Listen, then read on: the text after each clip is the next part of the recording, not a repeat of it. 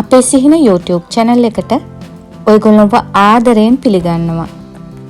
අද අපි හාල්මැස්සු මාළු හින්දල හදමු. මේ විදියට හැදුවම දවසක් දෙකක් ශීතකරණයක් නැතුව එළිය තියාගන්නත් පුළුවන්. එහෙනම් අපි බලමු මේ වගේ හාල්මැස්සු මාළුවක් හින්දල හදන්න අපිට මොනවද අවශ්‍ය කියලා.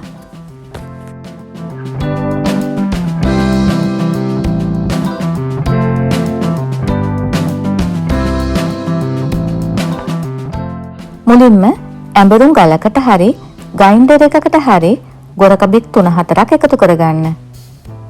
මම ළඟ තියෙන ගොරකා ගොඩක් මෙලෙක්. ඔයගොල්ලෝ ළඟ තියෙන ගොරකත් හදයි නම් ඒ ටික මෙලෙක් වෙන්න තම්බලා අරගන්න. ඊළඟට කුරුඳු පොතු කෑලි 3-4ක්, කරද මුංගු කරලක්, සුදු ලුණු බික් 4-5ක්, ගම්බිරිස්සට තේ හැන්දක්, කරපිංචේති 4-5ක් එකතු කරලා අඹර ගන්න. මේ තියෙන්නේ මම අඹරගත්තු ගොරක සුදු ලුණු ටික. මේක පේස්ට් එකක් වගේ අඹර ගන්න ඕනේ නැහැ. ටිකක් කෑලි තිබුණාට කමක් නැහැ.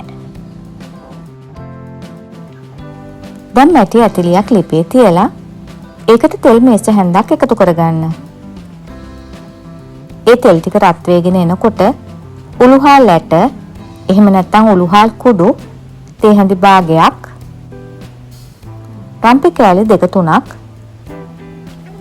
අපි කලින් අඹරගත්තු ගොරක සුදු ලුණු ටිකත් එකතු කරලා කලවම් කරගන්න. දැන් ඒකටම මිරිස් කුඩු තේ හැඳි 1/4ක්, අමු 3-5 කුඩු තේ හැඳි භාගයක්, කහ තේ හැඳි කාලක් එකතු කරලා කලවම් කරලා බෙද ගන්න.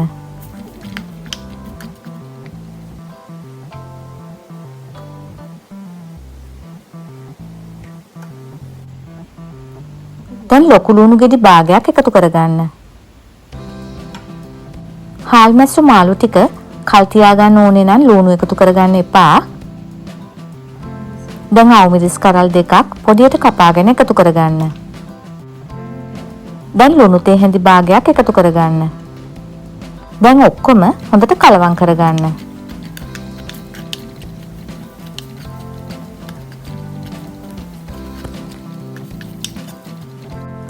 අන්තිමටම හොඳට හොදලා පිරිසිදු කරගත්තු හාල්මැස්සු මාළු ටික එකතු කරගන්න.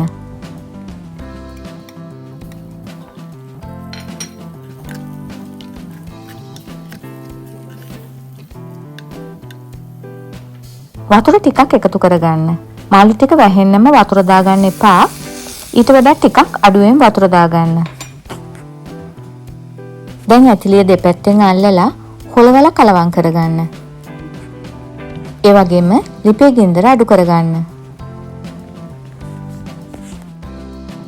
මේ බලන්න විනාඩි 10කට විතර පස්සේ හාල්මැස්සු ටික හොඳටම තැම්බිලා තියෙන්නේ. දැන් ගින්දර හොඳටම අඩු කරගන්න. ඇතිලිය දෙපැත්තෙන් අල්ලලා හොලවලා ආයෙත් කලවම් කරලා ලිපේ ගින්දර හොඳටම අඩු කරගන්න. මේ බලන්න විනාඩි 8කට විතර පස්සේ හාල්මැස්සු ටික දැන් හොඳටම හිඳිලා තියෙන්නේ. දැන් ලිප ඔෆ් කරගන්න. ඔයගොල්ලෝ මේ වීඩියෝ එකට කැමති නම් මේ වීඩියෝ එකට ලයික් එකක් දාලා යාළුවන්ටත් බලන්න ෂෙයා කරන්න.